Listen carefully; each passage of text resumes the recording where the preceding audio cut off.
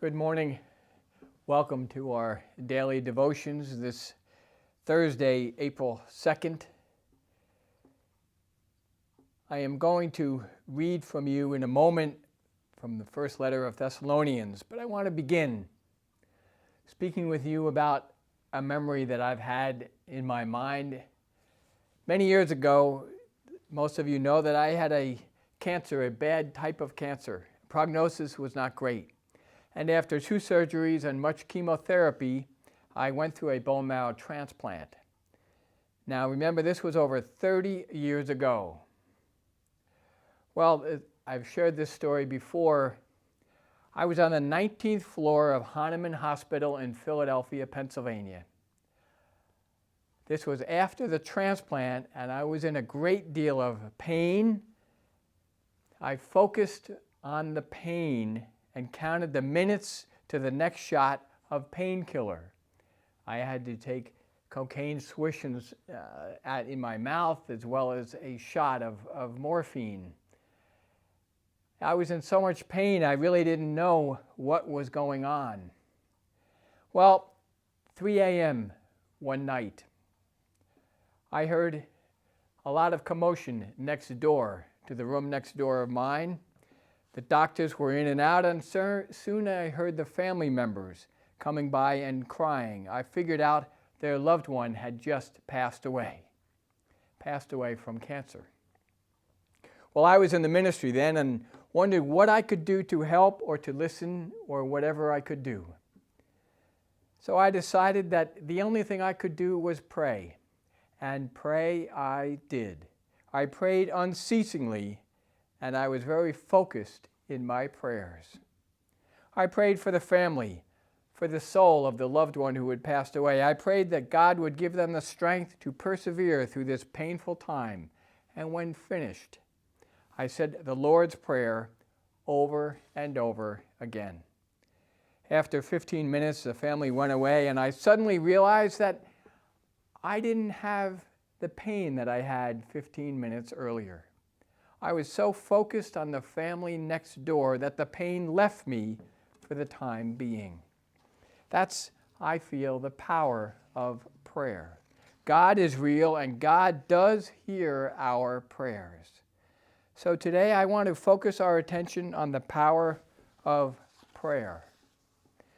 Prayers for all those in the hospitals around the country. Prayers for all those family members who have loved ones who have passed away. Prayers for all of God's children who are suffering during this time, who can't go to any kind of school. Prayers for our children that do not understand what's going on. Our grandchildren have no clue as to what is happening. And in some ways, we do not understand what and why this is all happening, not only in our country, but around the world. But as I said the other day, whatever tomorrow brings, it brings God with it. So there are so many needs right now that I borrowed some of this prayer from the magazine Christianity Today. It's a rather long prayer, and I will pause in between each time that I pray for a certain situation that we're going through. And I want you to maybe say this prayer over and over again during the day as you read through these devotions. Take time to be with God. So let us come together in prayer, and we will finish with the Lord's Prayer. Lord, as we move into unknown territory, give to us the courage, the wisdom, the understanding that we need to persevere through these challenging days. Prayers, Lord, for the sick and infected. God, heal and help. Sustain bodies and spirits. Contain the spread of infection. Prayers, Lord, for our vulnerable populations. Protect our seniors and those suffering from chronic disease. Provide, Lord, for the poor, especially those who are uninsured. Prayers, Lord, for the young and the strong. God, give them the necessary caution to keep them from unwittingly spreading this disease. Inspire them to help others. Prayers, Lord, for our local, state, and federal governments. God, help our elected officials as they allocate the necessary resources for combating this pandemic. Help them to provide more tests.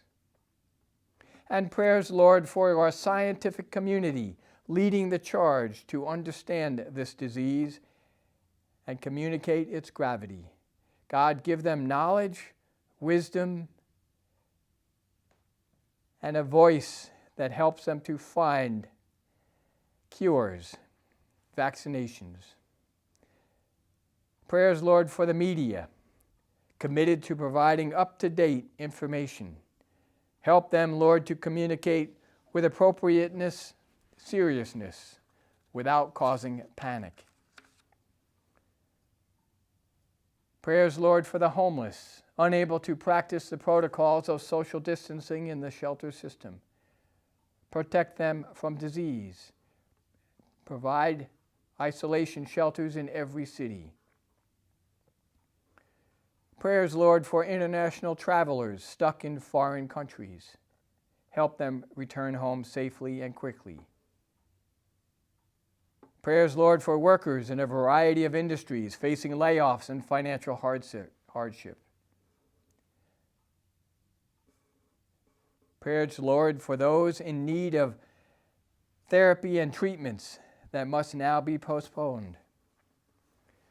And prayers, Lord, for all of those who are responding, continuing to work at the hospitals, doing what they can.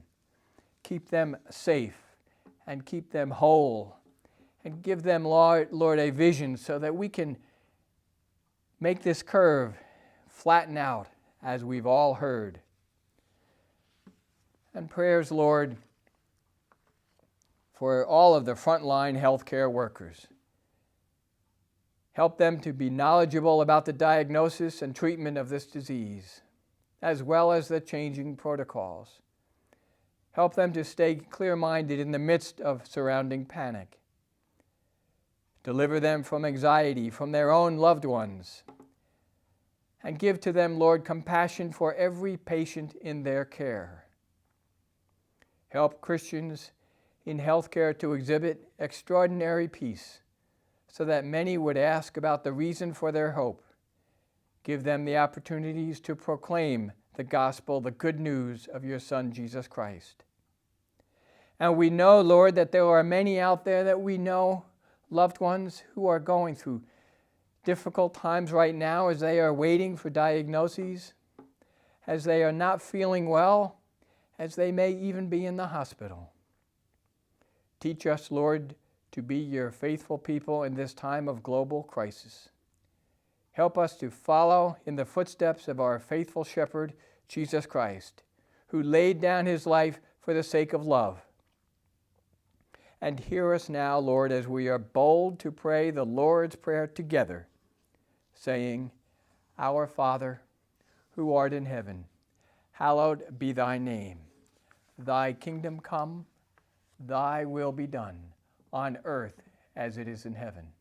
And give us this day our daily bread.